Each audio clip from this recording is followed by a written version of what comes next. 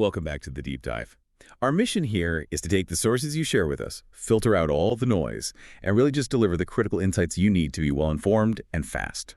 And today we're cracking open a concept that I think everyone feels like they know, the scientific method. Right? It's that rigid five-step recipe most of us were handed in school. Observation, hypothesis, experiment, conclusion. The flowchart. Exactly, the flow chart. It's always presented as this very clean, very sequential path for how science is supposed to work. And if you stop there, you miss... Yeah. Well, you miss everything. The sources you send over make it really clear that the reality is just so much messier. Oh, absolutely. It's highly iterative. Yeah. And it fundamentally relies on, actual human intelligence, imagination, and a massive dose of creativity. It's not just a strict unthinking recipe. Right. And so this deep dive is really your shortcut to understanding those philosophical foundations and all the varied, sometimes contradictory methods that really make up scientific inquiry today. So let's start with the core identity. What is it at its heart? Well, since about the 17th century, the core idea has been that it's an empirical process for acquiring knowledge. It all comes down to rigorous skepticism, extremely careful observation, and then systematically testing ideas. And of course, validation through evidence. Exactly. But what I think makes this method so potent is its radical self-awareness. It starts from the assumption that our own cognitive biases, The things that make us human. right, those things can and often do distort how we interpret what we see. So the method is, in a lot of ways, a system built to fight our own minds. In a system like that, a self-correcting one, it must have taken millennia to develop. It did. We often think of this as a purely modern thing, but the sources show us that the roots of this kind of rigor, they stretch back incredibly far. You can trace lines of thought to the ancient Greek Stoics. With their emphasis on logic and methodical observation. And Aristotle, of course. His work really laid the groundwork for systematic classification. But there's a piece of historical context that often gets glossed over, and that's the critical role of the Islamic Golden Age.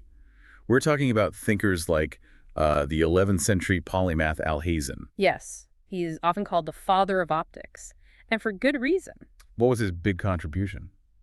Well, Alhazen didn't just observe. He established the vital importance of testing theories experimentally. He really formalized this process of combining observation with controlled experiments, which was a huge leap beyond the pure thought experiments that some of the earlier Greek scholars favored. And he wasn't alone. Not at all. You have someone like Avicenna in his Canon of Medicine who detailed these really rigorous requirements for how to conduct medical trials. He was emphasizing the need for controlled conditions, for ruling out bias. I mean, these are fundamental shifts toward modern empiricism. So the practice of scientific inquiry is ancient, but the actual term, the scientific method, that only came into popular use in the 19th century. Why? Why the big delay? That delay lines up almost perfectly with the institutional development of science itself.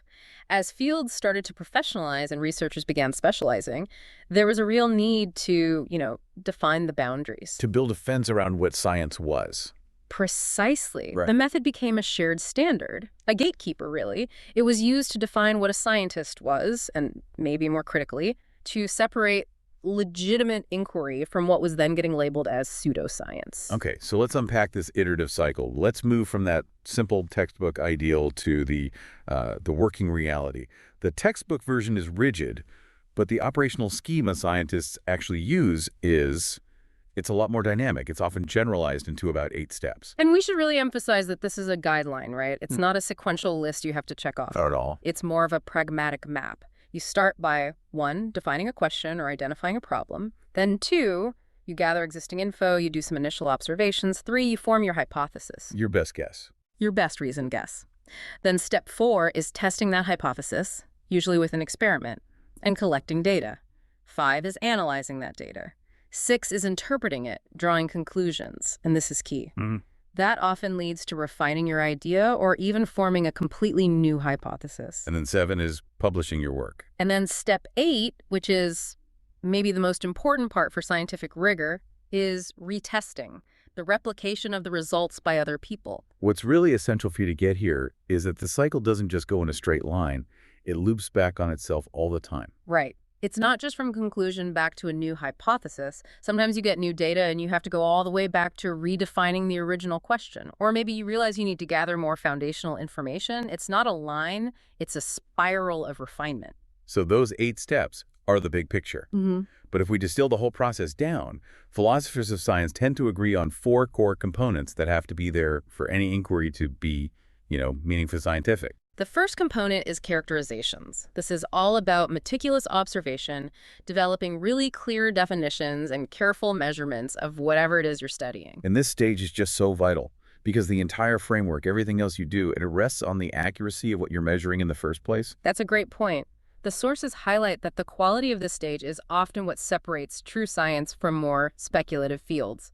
I mean, think about what separated alchemy from chemistry. It was the systematic collection of measurements. Exactly, that rigorous, organized approach. And it's crucial that scientific definitions are precise. We have to distinguish between, say, common usage and a technical definition, like the example of mass versus weight. In everyday conversation, they're the same thing. Right, interchangeable. But in mechanics, mass is an intrinsic property of an object, while weight is the force exerted on it by gravity. That precision is everything, and it often requires specialized instruments, whether it's a simple tool or a massive device like a particle accelerator. Okay, so that's component 1. The second is hypotheses. These are the suggested explanations, the reasoned proposals, and they often take the form of these predictive mathematical models. And the single most discussed feature of a hypothesis, thanks to the philosopher Karl Popper, is its falsifiability. The ultimate filter. It really is. Falsifiability just means that there has to be a conceivable experiment or an observation that could potentially prove your hypothesis wrong.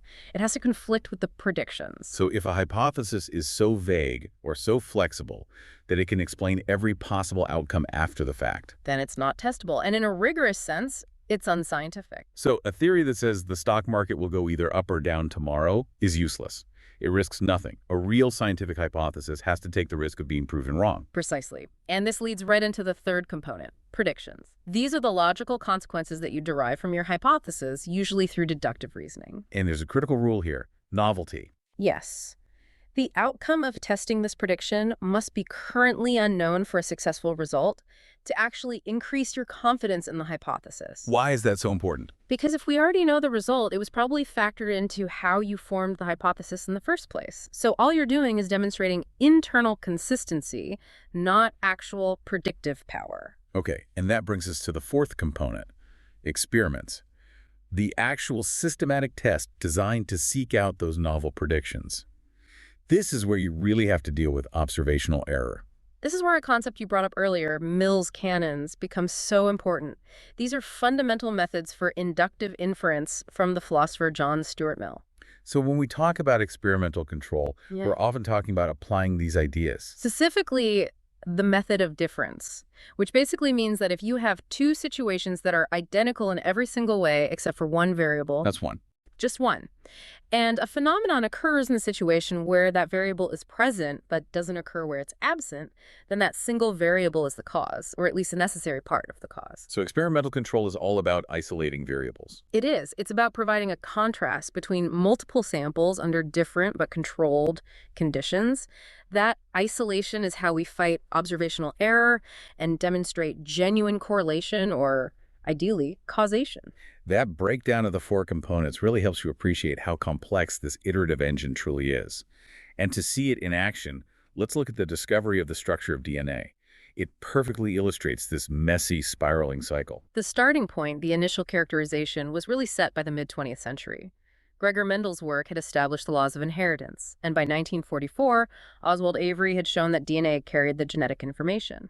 The central unsolved problem was how. How is this incredibly complex information physically stored and then replicated? And this uncertainty created space for several hypotheses.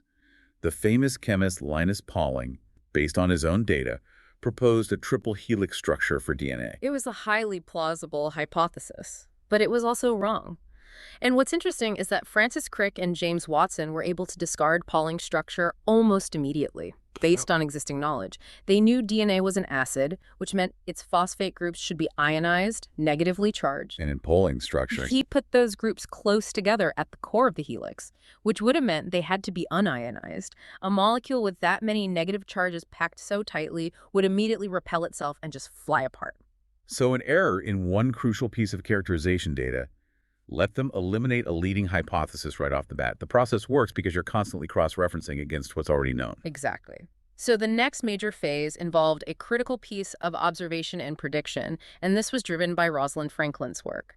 When Watson saw photo 51, her famous X-ray diffraction image, it was an instant breakthrough. Why was that X shape so important? What did it show? Because that specific X-shaped pattern was the prediction implied by something called the Cochran-Crickven-Stokes theorem. It's a mathematical description that says diffraction from any helical structure produces that exact X-shaped pattern. So it didn't solve the structure. No, but it confirmed a major structural constraint. It had to be a helix. This is where the ingenuity and the iteration really kicks in. They realized that trying to solve this with more, highly theoretical math was going to be way too slow. So they shifted their approach. They started building physical models based on empirical constraints. And this meant using previously characterized data, right? Like Chargaff's rules. Right. Erwin Chargaff had shown that the amounts of adenine, or A, and thymine T were always equal. Same for guanine G and cytosine C. But even with those rules, their first models just wouldn't fit together. The breakthrough came from correcting another piece of characterization data. Their colleague, Jerry Donohue, he told them the standard textbook diagrams of the base pairs were actually wrong. They were using what's called the enol form, but the molecules actually exist in the keto form. The difference is subtle. It's just about where the atoms are placed, but it's fundamental. It changes where the hydrogen bonds can form. And when Watson and Crick used that corrected keto form in their physical models, everything clicked.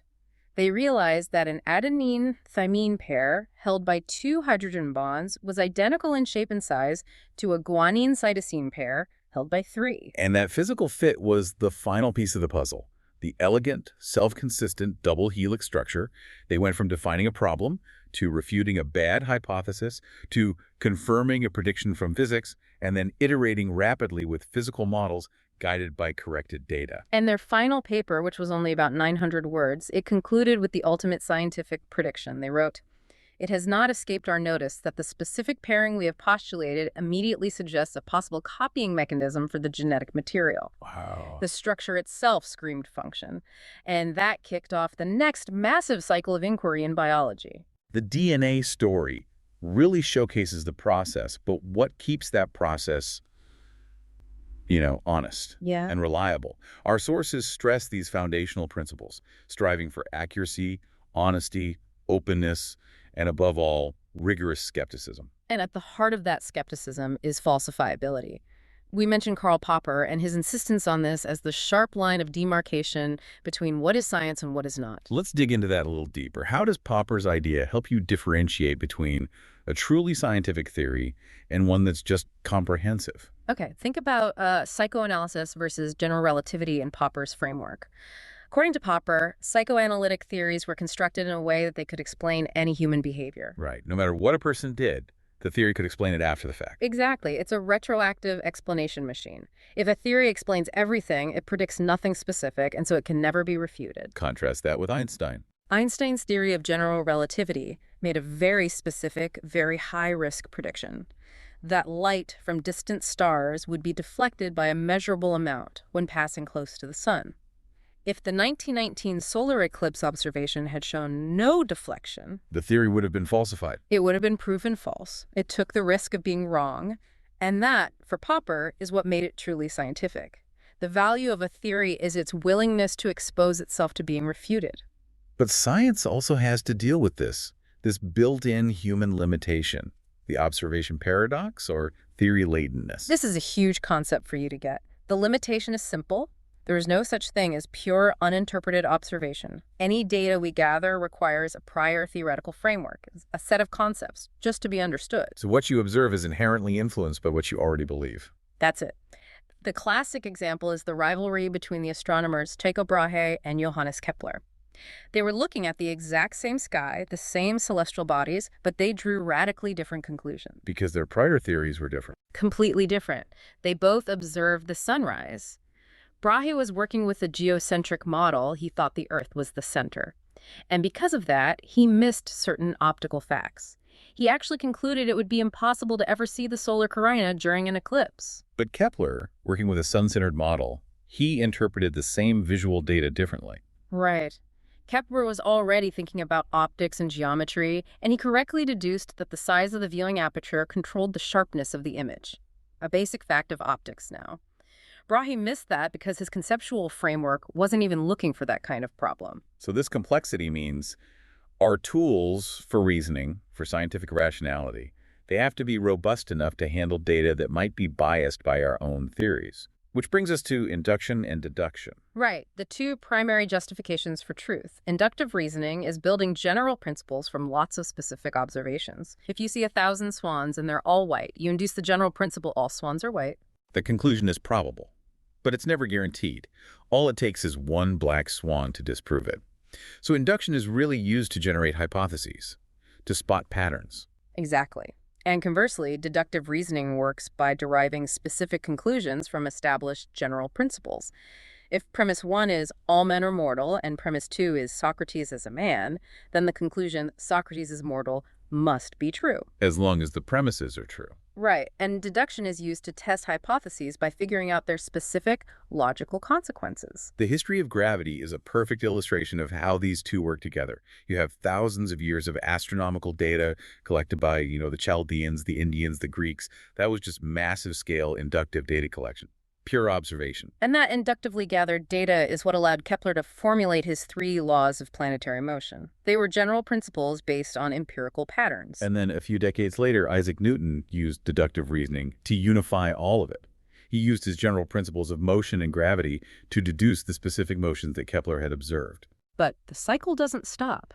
In the 19th century, astronomers noticed that Mercury's orbit didn't quite match Newton's deduction. That observation, that counterexample, proved Newton's theory was incomplete. And that pushed Einstein toward his general relativity calculations, which matched the observation much more closely. And that's the messy spiral in action. A failure in deduction forces new observation, which leads to a new wave of induction, which generates a more robust theory. Speaking of human flaws, scientific methodology has to constantly fight personal bias, especially confirmation bias. Our tendency to see what we expect to see. It's a huge risk, especially when observation is so theory-laden. We're wired to favor evidence that confirms what we already believe. That's why the methodology demands testing under highly controlled conditions to try and diminish those effects. There's a wonderful visual anecdote for this, the historical belief in the flying gallop. Oh, I love this one. For centuries, artists depicted galloping horses with all 4 legs splayed out in midair, because that's what the human eye thought it saw. Is what people expected to see during the fastest part of the stride. It was a powerful, centuries-long confirmation bias, reinforced by art. And it took a rigorous, dispassionate experiment, specifically Edward Muybridge's stop-action photography in 1878, to finally kill it. His photos showed definitively that when a horse's legs are all off the ground, they're actually gathered up underneath its body, not splayed out. The empirical fact, provided by a technological experiment, completely invalidated a powerful human assumption. So we've established the method is iterative, it's flexible. Let's explore the actual variation scientists use, moving beyond that simple 4-part cycle to look at specific frameworks for inquiry. The most traditional framework, and one we've kind of touched on, is the hypothetico-deductive method, or HD method. It's hypothesis first. It relies on deductive reasoning to test that hypothesis. But crucially, it doesn't test the theory itself directly. It tests the implications of the theory. Okay, what does that mean for how certain the conclusion is? It means we're relying on a specific logical structure called modus tollens. If theory A implies implication B, and we find out that implication B is false, then theory A must also be false. Right. It's valid deductive logic. The test refutes the theory, but the reverse logic doesn't work. Meaning, if implication B is found to be true, it doesn't necessarily prove theory A is true. Exactly. It only provides support or confirmation for theory A. It doesn't prove it because there might be some other theory C out there that also implies B. This is why Popper was so fixated on falsifiability. Successful tests can build confidence, but they never give you absolute certainty. Okay, so moving away from that hypothesis-first approach, we have the inductive method, which has seen this huge resurgence lately with big data. Right. This is a data-driven approach. It focuses on formulating a research question, collecting a massive amount of data, and then letting the knowledge arise inductively after you have the data. You let the patterns in the data speak for themselves. What's the main advantage of going data-first like that? It's praised for being theoretically neutral. By not starting with the specific hypothesis, you can diminish the risk of confirmation bias. You're allowing patterns to emerge that no one might have preconceived. And third, we have mathematical modeling. This involves creating an abstract construct that you can test instead of a physical experiment. The sources call this allochthonous reasoning. Allochthonous just means originating in a different place. So the reasoning originates in the mathematical construct, not the physical world. It uses simplification and abstraction to create a usable model. So the math model becomes the lab, and then you need a way to translate the results from that lab back to reality. Right, and those are the correspondence rules. They translate the mathematical results back to observable phenomena. The strength here is its power in really complex systems where a physical experiment might be impossible or just way too expensive. Now, all of these different variations, HD, induction, modeling, they all lead to this core philosophical question that really shook things up in the mid-20th century. Is there even a scientific method? This is the real aha moment for a lot of people because the idea that there's one universal method was profoundly challenged. Thinkers like Thomas Kuhn started questioning whether science really progressed smoothly using a single unified method at all. Right, his work on paradigm shifts. He suggested that science operates within these established frameworks or paradigms until a crisis forces a revolution. And if the methodology changes between paradigms, how can there be one single method? And this philosophical conflict really boiled down to two camps, unificationists and pluralists. Unificationists argued for a single, useful definition of method that could apply across all the sciences. But pluralists looked at the sheer variety of how science is actually done, all the different methods used in different labs, and they just rejected the idea that one universal definition could ever be useful. Science, they argued, is just too diverse in practice. And out of this discourse came the most radical critique of all, from Paul Feyerabend. He called it epistemological anarchism. Anything goes. That's his famous line from Against Method. That was his joking suggestion for the only universally valid rule. He argued that if you look at the history of major breakthroughs, you'll find there are no universal, exception-free methodological rules. He claimed that scientific progress often relied on violating the established norms. He basically said that insisting on one rigid method would only stifle creativity and innovation. Exactly. Now, that sounds dangerous, right? We want innovation, but we can't just let scientists throw out all the rules. So how do you balance that? The need for radical innovation with the need for reliable evidence. That is the critical tension. And while Feyerabend really championed the role of violating norms, the consensus remains that skepticism and prudent management are still essential. But his great contribution was to permanently undermine the belief that the textbook recipe was an accurate picture of scientific reality. So if we synthesize this whole debate, the singular sequential scientific method that's taught in high school is, well, it's widely seen by historians and philosophers of science as a myth, or at least an idealization. It serves a purpose. It's a communication tool in education. It sets out ideals of rigor and honesty. But it just doesn't reflect the messy, local, and flexible way scientists actually work. If the method is so fluid, how do scientists choose between competing hypotheses, especially when the evidence might be limited? This is where heuristics come in, these guiding principles, rather than hard and fast rules. Heuristics are crucial for the human side of science. We need ways to decide which theoretical path is the most fruitful to pursue. Thomas Kuhn identified several, but we can focus on three really essential ones. Starting with the classic, parsimony or Occam's razor. Parsimony just recommends the simplest explanation when the data supports multiple ideas equally well. Isaac Newton put it very clearly. We should admit no more causes than are both true and sufficient to explain their appearances. So if you have two theories explaining planetary motion, you choose the one with the fewest unsupported assumptions. That's the idea. But it's not always about starting simple. The economist Paul Krugman once advised researchers to dare to be silly first, to broaden their theoretical view before trying to simplify. So you often start with a bunch of messy ideas and then use parsimony as a filter to select the most economical model. Okay, next up we have elegance. That definitely sounds subjective. It is, but it often describes a theory that has a kind of deep symmetry and simplicity, and it avoids being jammed with fudge factors. Duck factors. Those are the arbitrary corrections or parameters you add just to save a failing idea from being refuted. An elegant theory doesn't need them. But the danger is that relying too much on what feels aesthetically pleasing can prevent a breakthrough into a new, maybe uglier, but more accurate paradigm. And finally, a concept that became really powerful after Einstein: invariance. Invariance is the idea that good scientific structures are independent of your perspective. It gained a lot of weight because Einstein's theories reduced physics to these fundamental relationships that were unchangeable, regardless of the observer's motion or position. The physicist David Deutsch called these hard-to-vary explanations. Can you give us a concrete example of that? Sure. Think about the equivalence principle in general relativity. The idea that gravitational mass and inertial mass are the same thing.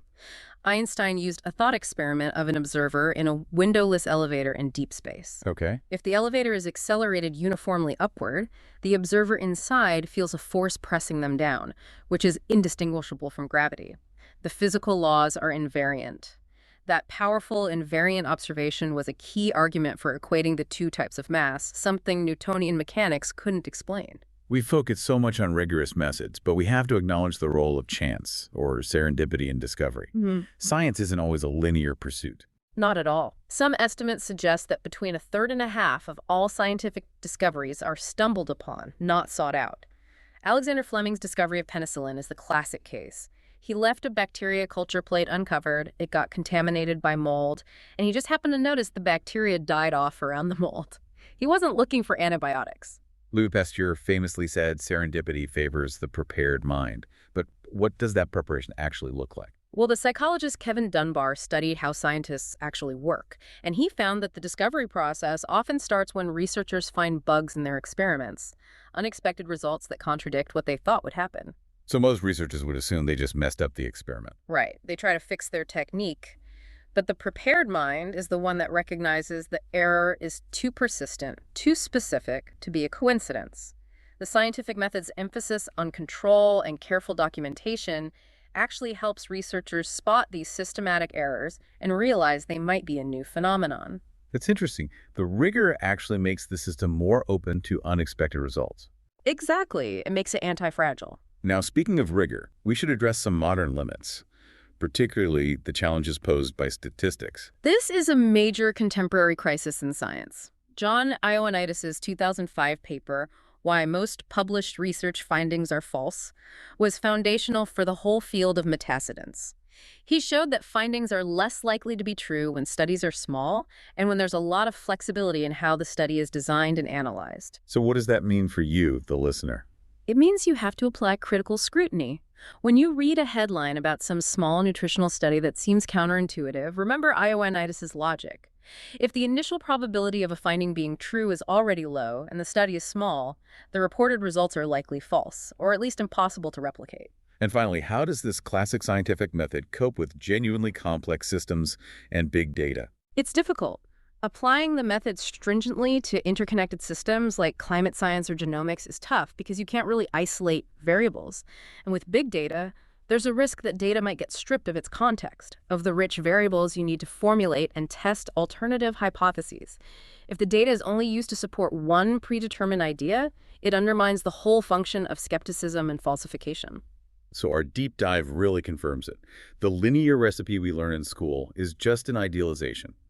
The true scientific method is a flexible, iterative, and critically self-correcting cycle. Its strength isn't in following rigid rules, but in adhering to these core principles. Rigorous skepticism, the insistence on falsifiability, and that continuous messy balance between observation and theoretical reasoning. It's a very human process.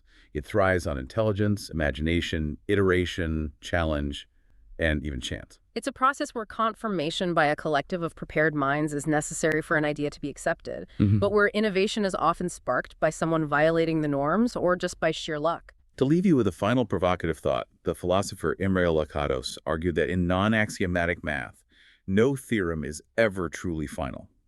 A mathematical conjecture is only considered true until a counterexample is found, forcing continuous revision through contradiction and refusal. So think about that. If even the fundamental conjectures of mathematics, the very language physics and chemistry are written in, are subject to this constant state of revision, how should that unfinality impact how you view established scientific facts in your daily life?